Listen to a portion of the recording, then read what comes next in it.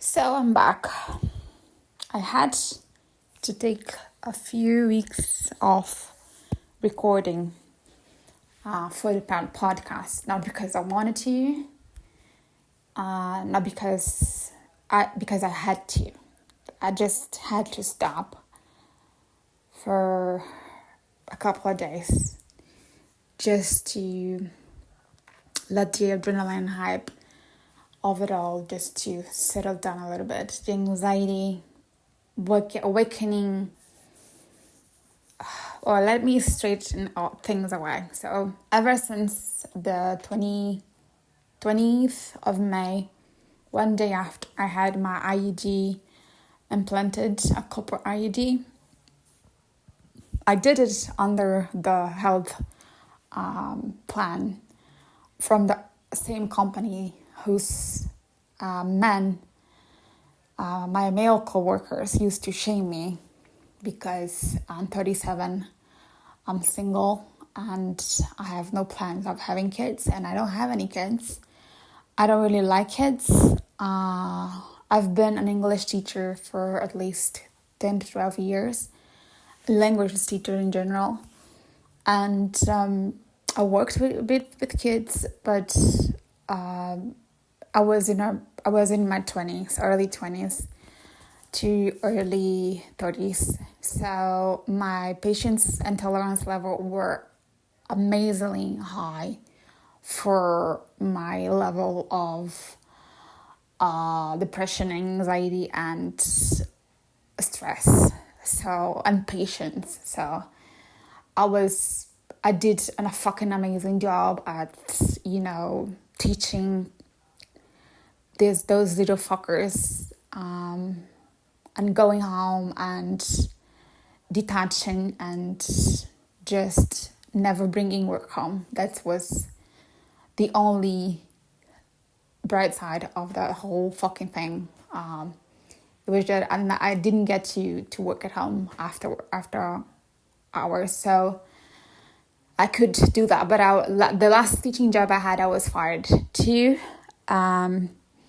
I'm an introvert, and it may not sound like that, but I am.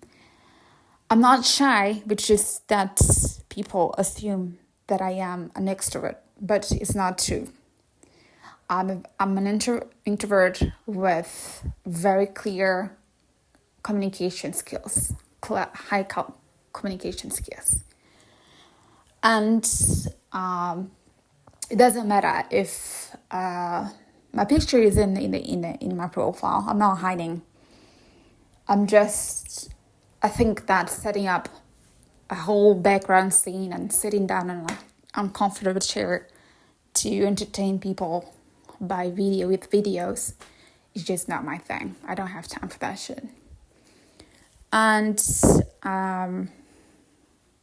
you get my authentic self just by hearing my voice, more than people who prepare themselves to say shit that they don't really mean on video, or that they fake it. I don't get it. I don't watch those people.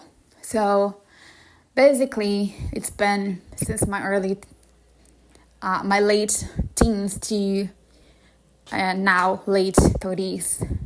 It's been a mess of a career building towards getting out of education and building a new career. This job now as a translator that I was fired on March 2026, 19th of March 2026. It was my path away from the classroom. And I was so fucking grateful. I was so fucking happy. I was just, I don't know, it wasn't an out-of-body experience to go from the interview that I took, and 1 month and the next month I was already working. And then the day before I was about to start, I lost my ex-partner and best friend. And he died in another continent. While I was in training on a Saturday, I managed to organize his medevac from one country to another so he could have proper medical care. And I went to bed. The medevac was cleared. The company was warned about the fact that he was cleared to go back to his country. And the next morning I woke up to the message saying that he was gone. And I called the person who was supposed to be my manager. And I said, look, I lost someone in my family and I can't really start tomorrow. It was my first training day on the field, on site. And he said, she's fine, you don't have to go. But my mother and some of her friends who were my hosts told me that I should go. And I did. I didn't want to. She practically put the uniform on my body. I said, I'm not going. I have the right to mourn the loss of my best friend of 4 years. And they said, no, you should go because these people don't fool around. They're going to fire you in no time. So I showed up to work less than 24 hours after losing my best friend, my former partner, my first boyfriend, my first ever Valentine's Day ever in my life at 34. And honestly, the only human being on earth who truly knew me inside out. The only person I showed myself to without judgment. Dark humor, sarcasm, all biases, everything. The ugly side and the beautiful side, he got them all. And he never said no to me, to that person, to that woman. He always just shrugged it off and said, it is what it is. We are who we are. So I got used to that. And I thought, my mistake, that I would find more people like that in my life. Moving on, and I didn't. Quite the opposite. What happened to me in that company was the living proof that human beings are pretty shitty. Quite shitty. Often shitty. Not all of those 8 billions, but I would say at least half of it. I know that generalizations are often dumb. That's what I learned. And I know that you can't make every people pay for what wanted. But I'm talking about boycotting. I'm talking about isolation, ostracism, and harassment, continuous harassment, moral, gender, prejudice against the fact that I was a woman giving men orders. And that didn't sit well because there was so much going on. I can't just tell you right now what happened, but even amongst the female counterparts, it was just ridiculous. It was just like bullying, shaming me publicly about that. I'm about to send her a legal notification about what she did, but that's another story. When you learn, that's what I'm gonna talk about just now. When you learn how to defend yourself, how to fend for yourself, when the legal institutions, medical institutions fail you, they will, or they have, eventually they will again. So you have to learn some things about law and rules and codes, consumer codes, laws and everything. So you don't stay behind the fence just staring at those, people just sitting all over you, stepping all over you. What I did while I was away for a few weeks, is just I was calibrating myself, because after I was fired from the job itself, they just came to me and said, we don't need you anymore. Done, dusted, finalized. I hired my cousin as my lawyer. Useless. He gave me a list of something AI did, made this list, and he sent it to me while I was in a room waiting to be seen by a doctor. And I started doing it on my phone, and then I realized I don't have to do this on my phone right now.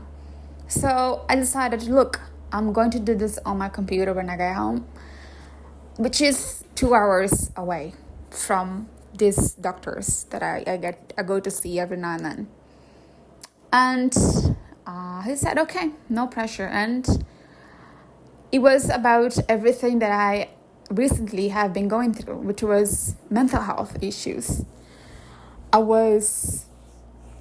am hypervigilant.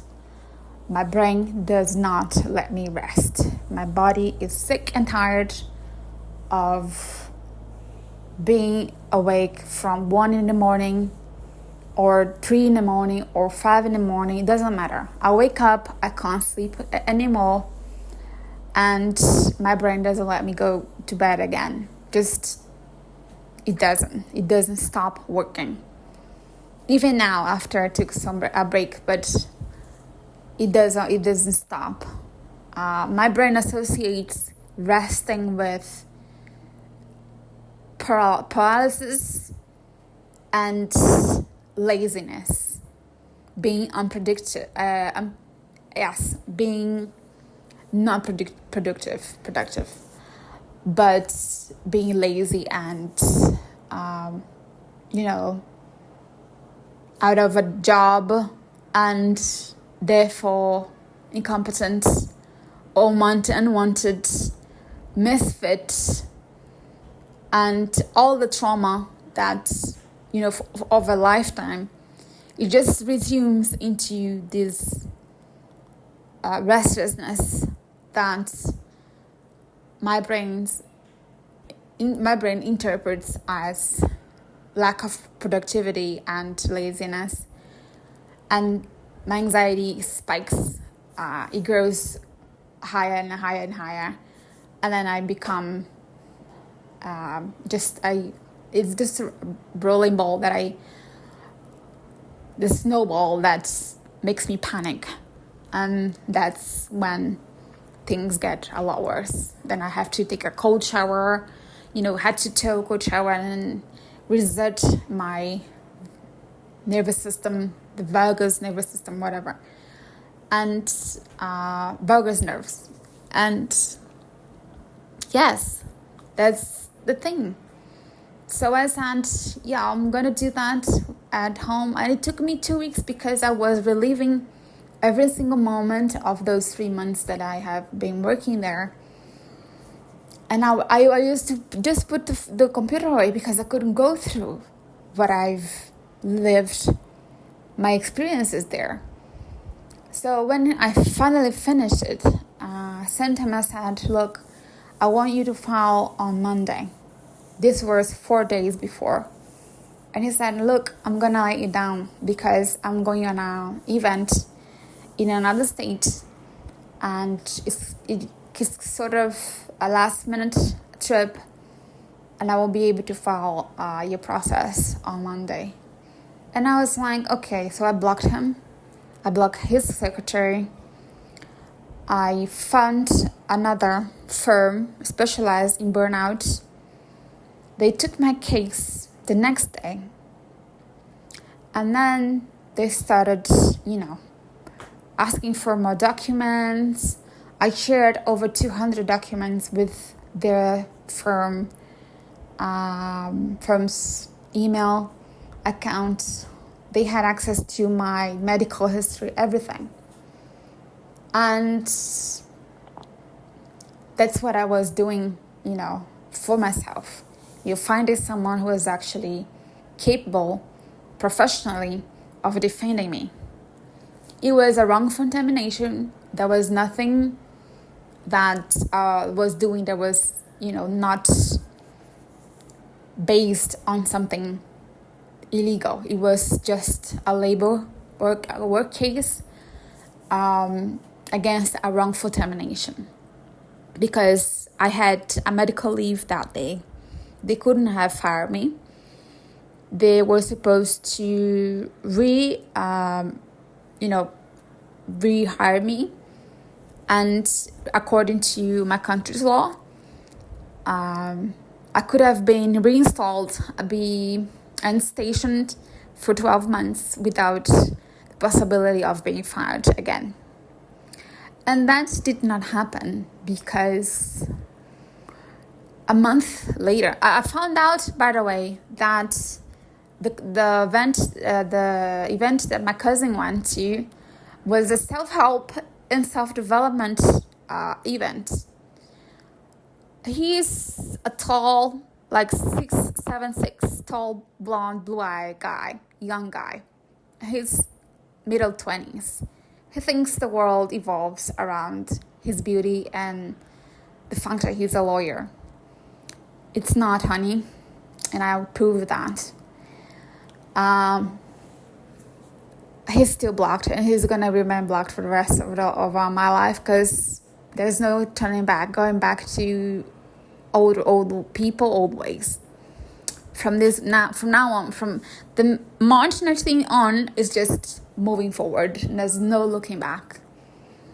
And I'm leaving people, I'm leaving places, I'm leaving spaces, I'm leaving things, objects, items that don't belong to my life anymore. I just don't really get attached to things that do not belong into my new life. This is a new life for me because after this was mid-April. By the 15th of May, less than a month after, I was fired by the law firm. They were using my medical documents where they found I was diagnosed with a certain mental illness that is very, very polarized and shitty method everywhere. And this stereotype I'm not even gonna tell them because it's really easy to tell. So as soon as they found out about that, the diagnosis, they fired me.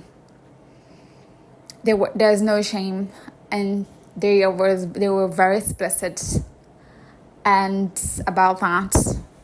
They said that it will ruin my case. So they were dumping me. And they did it twice. Absolutely. They reinforced the previous email. And the person who did the first one was a core partner. The one who was talking to me after that was a co-partner. The co-partners were on WhatsApp trying to talk to me on WhatsApp. And I was like, I'm not available on WhatsApp. All the communications you must send to me by email, via email. Please pay attention to this because it's so much easier to prove something as evidence in any case, legal case, when you have it stamped on your fucking email. Gmail allows you to download any email on PDF. How fucking awesome is that? If you are talking to a lawyer or a doctor or anyone, or a boss or anyone, who in the future you're gonna need to use that communication in your defense as evidence, you're fucked.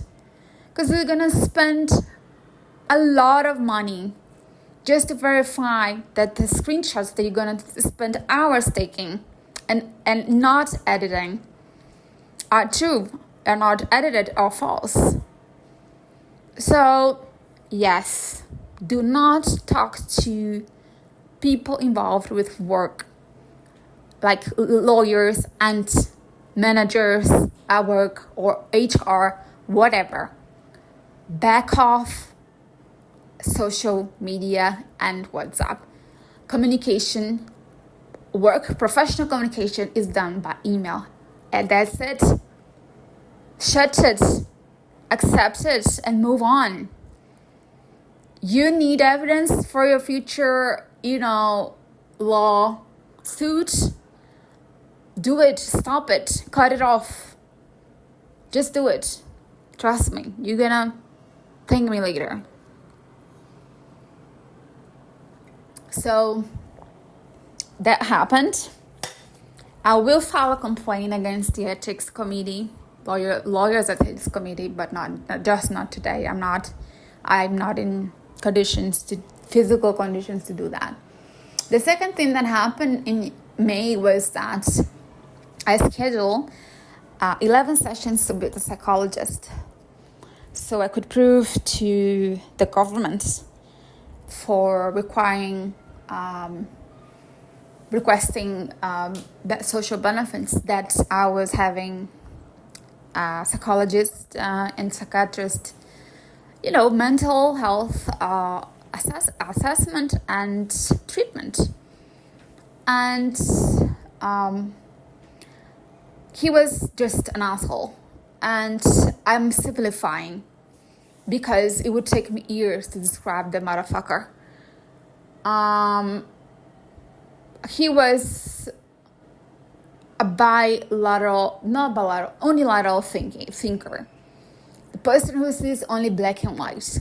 And I'm telling you this because I know I've seen his ultra mini micro office. It's just black and white wallpaper everywhere. He has a vision board that says only one thing. I can't remember what the fuck it is. I don't care. But it's just one thing there. And it's a chalkboard, sorry. So, the first thing he asked me after I said I was really depressed, and I had managed to do the dishes after many days of not being able to clean anything. You know what he asked me? How long have you been a procrastinator? Not what did I mean to you, or why are you crying, or what is it that is making you cry? No, just how long have you been a procrastinator? I looked at him and I was so shocked I stopped crying. Honest to God, I was just like, I've never been a procrastinator. When I have shit to do, I get up and do it. Like I did today. I woke up at 6. By 8, everything was clean. And I was just making breakfast. I had a doctor's visit. I cleaned the house. Everything was folded and clean and perfectly organized. I've never been a procrastinator. I've been depressed.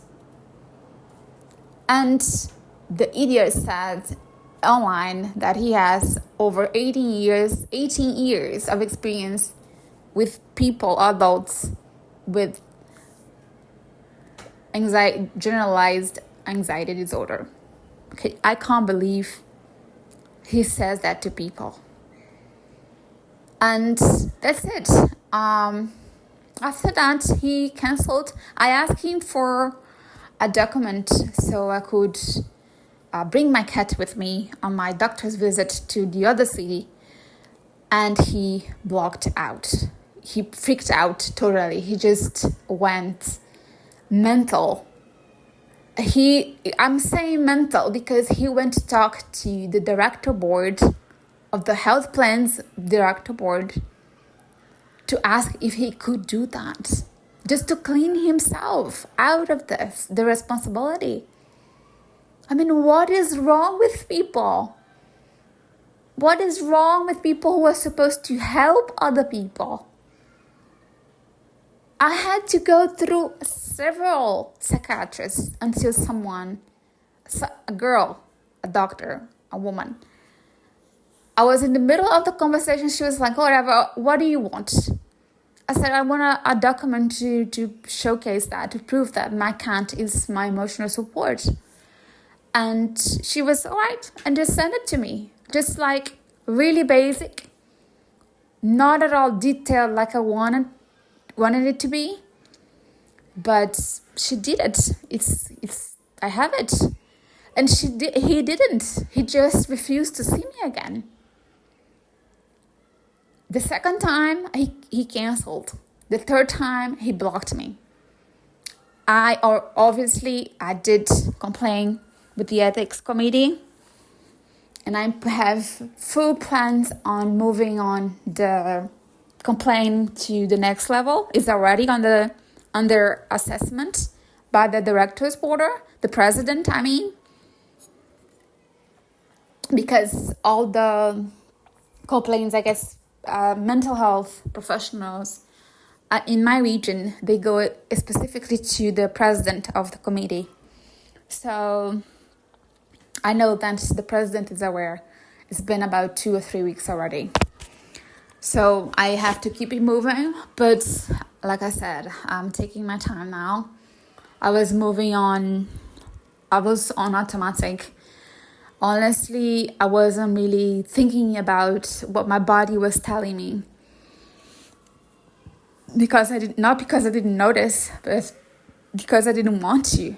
So I was like, just looking at the facts that I lost somebody.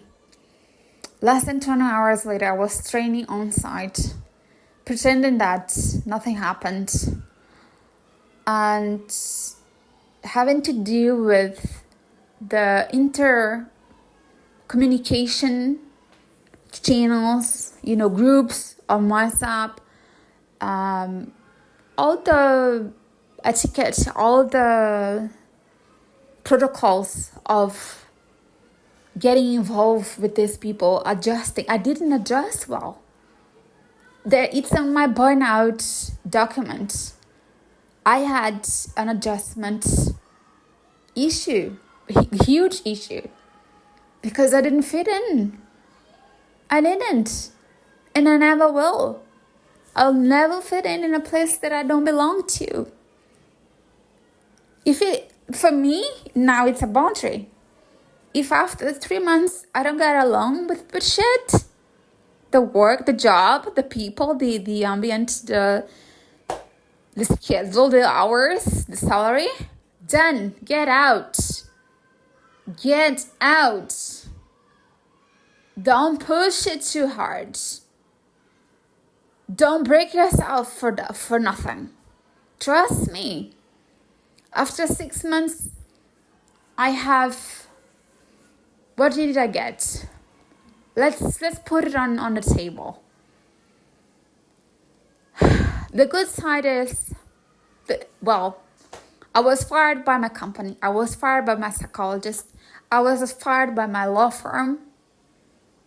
So I have so far no money, no job, and no lawsuit against the wrongful termination, and no proper psychological treatment. Do I regret not having 11 sessions with that asshole? Of course not. It will be actually worse for myself. That's why I don't really like therapy. I was going to do it to show face with the government, but I've been avoiding therapists and psychologists for my whole life. It just doesn't work for me. I've tried before. I had people trying to manipulate me. This one just blocked me and said that he had tried to contact me, which is not true. And anyway, it's just a melodramatic novel, soap opera from Mexico. It's just a Mexican, thing, history, and then it's really melodramatic. If you put it like that. But on my body, the impact of this events were so hard. Every time someone was said no to me, it was a rejection feeling. The sensitivity to rejection and abandonment is so high. I can feel it coming. Sometimes I can't. So in the middle of this mess, all these rejections in a short span of time, like 5 months, I was rejected by institutions, by doctors, by lawyers, by a whole company, and female co-workers, male co-workers. It was just a fucking mess. After all that was behind me, I just think that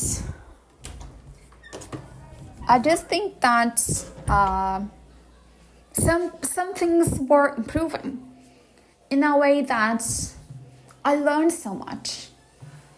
And when you put pressure on people who are professionally and cognitively, think about this. When that person's brain is under pressure, how does she or he react to you?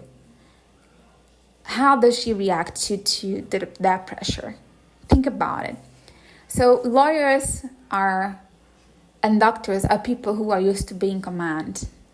So I'm used to being command. Being a translator in a corporate mind is being the boss, because the person, your coworker, who is a foreigner that doesn't speak your language, he tells you what he wants, and then you translate that. That translator holds 99% of the power from that communication. Just think it with me. Just go with me. Come with me. When I translate, I'm 37. I'm 5'3", and I think 120 to 30 pounds. Let's say 53 kilos, 160. When you look at me, you see a 25-year-old. You don't see a 37. And when someone double your age or 3 times your age is caught red-handed doing shit without the proper equipment, safety equipment, and you have to tell them to get up and put the fucking thing on, the gloves on, the masks on, he looks at you like he's wanting to murder you, and not a quick murdering, just a quick death, just slow death. That's what I got for 3 months, every single fucking day or night. It was just exhausting. So what I learned was to boss people around, but not in our arrogant way, not just legally. Mentioning, you have to learn some keywords. And depending on country where you are, I don't know. So some keywords are as quintessential for your defense and for you to get leverage about what you want. Otherwise, you're going to be stepped all over. And I keep saying that because that's what happens when you're not a smart person. Someone has to tell you you're not that brilliant. And to be honest, when you get fired from incompetent people, it just shows you are smart. Outsmart them somehow, in some way, at some level. People notice you. If you're different, if you don't fit in, if you always, 100%, 150% of the time, when I got to work, I was just like, please be on night shift. Please be on night shift. And then I would spend the whole day just talking to myself, what the fuck is this? What the fuck is this? The fuck is that?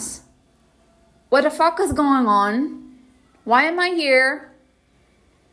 So basically, if you say that a lot, it's over 3 months. You need to, somehow manage communications on WhatsApp groups and stuff. And I just say, move it to email. Don't pay any attention to people from work or lawyers or doctors on WhatsApp. It's legally shitty. It doesn't prove anything. So it doesn't have any value whatsoever. It's not credible. And something else, just know what works for you. Because I pressed these people. Well, I just required some punctuality. I asked from protocols from the lawyers. It's a system that they don't have. So that's why from day one I was talking to the receptionist, and on day 20 I was talking to the co-founder, partner. That's how you get shit done, or you don't. What I think happened was just that they claim themselves to be 20 years on the burnout labor system, lawsuits, work and shit. But they don't have any structure whatsoever to deal with cases and handle and deal with people that are outsmarting them and telling, look, I know the deadline is the 22nd of May. Are you ready? Is my file ready to be filed?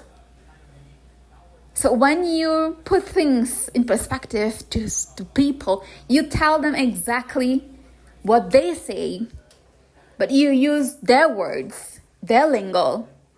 They freak out. I've never seen a co-partner or any law firm in the fucking world try to talk to me on WhatsApp. That's what happened. I've never seen a psychologist freak out because I asked for emotional support, can't document. And I saw that happen. Was it the first time? Yes. But was it the only time? Fucking hell, no. Jesus Christ, I'm tired now. I have stomatitis since February. And I cannot afford the reflux medication. So basically, I'm gonna be sick for a while. I had 2 interviews yesterday and no answer yet. So obviously I'm anxious. There's a lot on the table for me. These are really high paying jobs in tech because I have computer science degree and I studied in Italy as well. So I am fucking brilliant. Trust me. I'm no average Joe. I'm not. Or Jane. I'm not Jane Doe.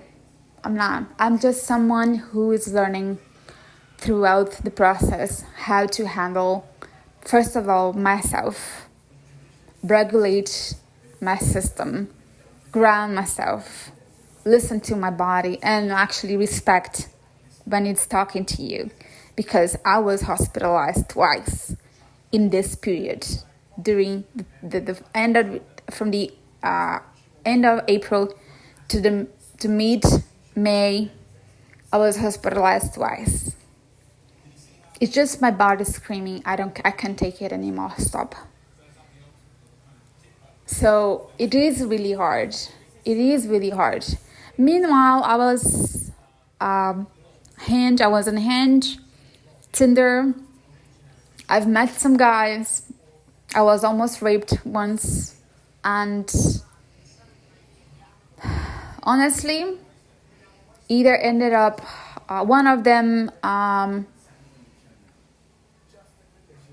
literally saw me in pain the whole day, watched me in pain all day, and dropped me at the hospital, threw my stuff there and left. There is no sympathy in the world. There is no empathy. It's just you and yourself.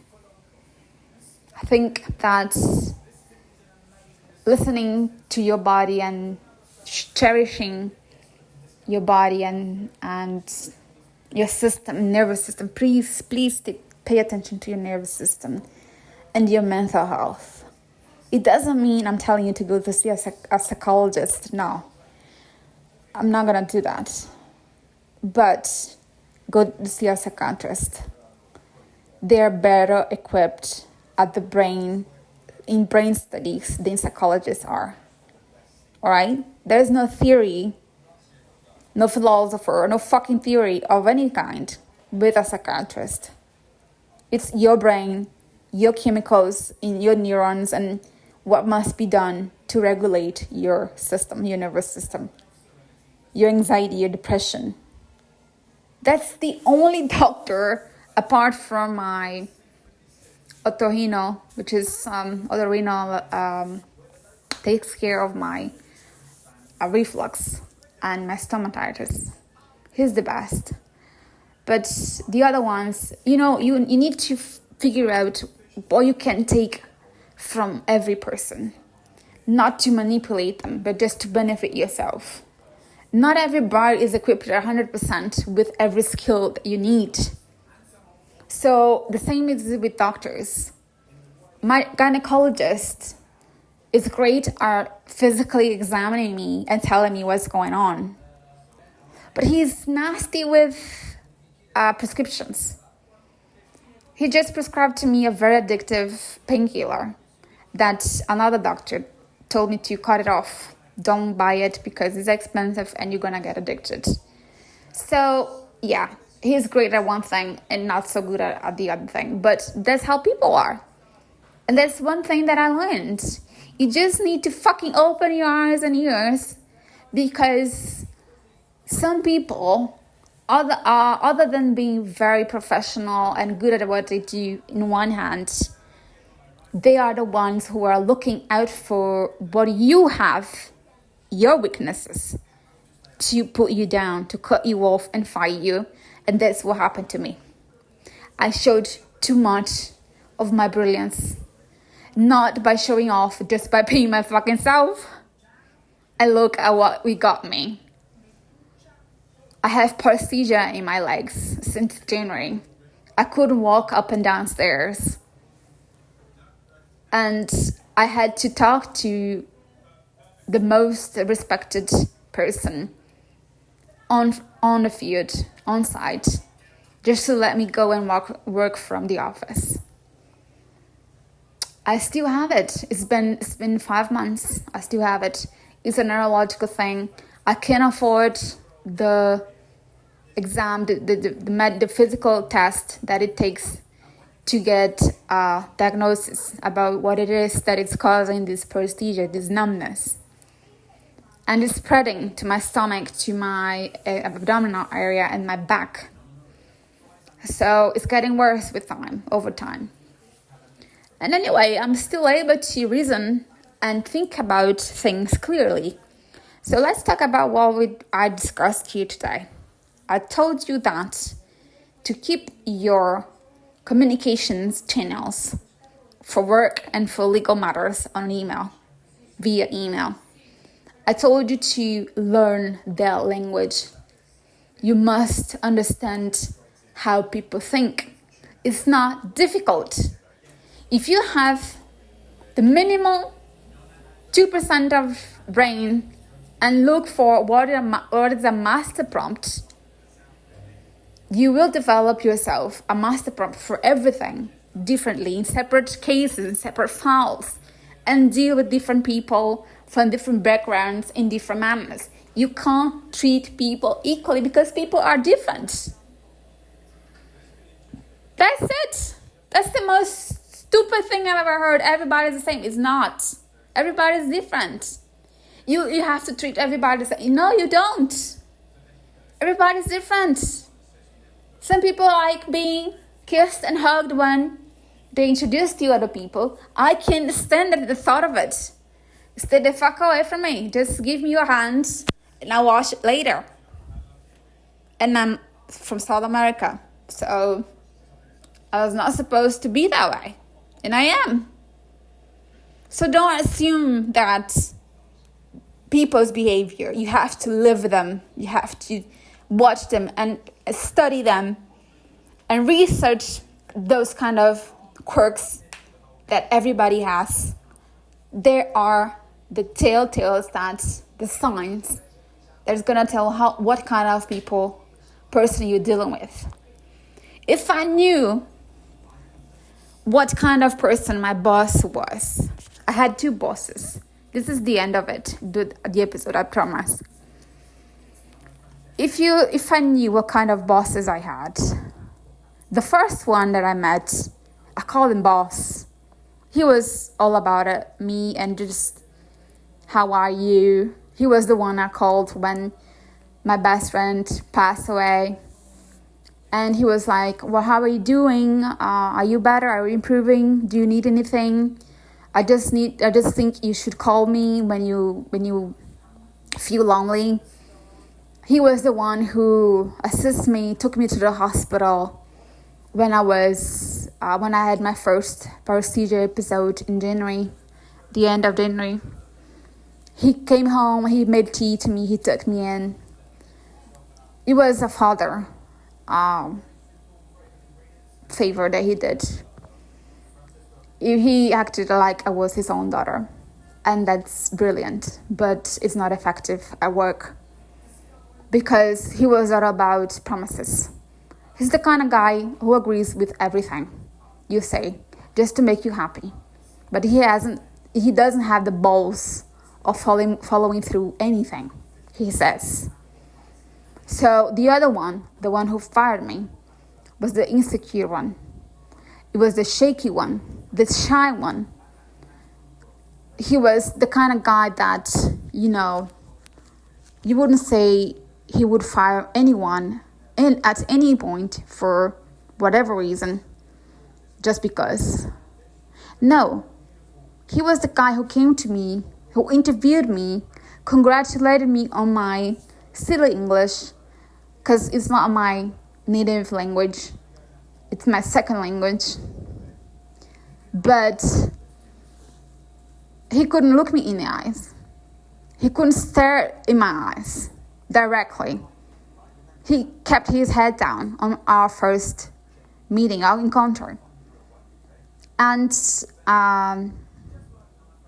that was the guy who fired me. That was the guy who was smiling when he fired me. And he said, we don't need you anymore. So pay attention to people. They're telling you who they are all the time. You're the one who chooses to see what you want.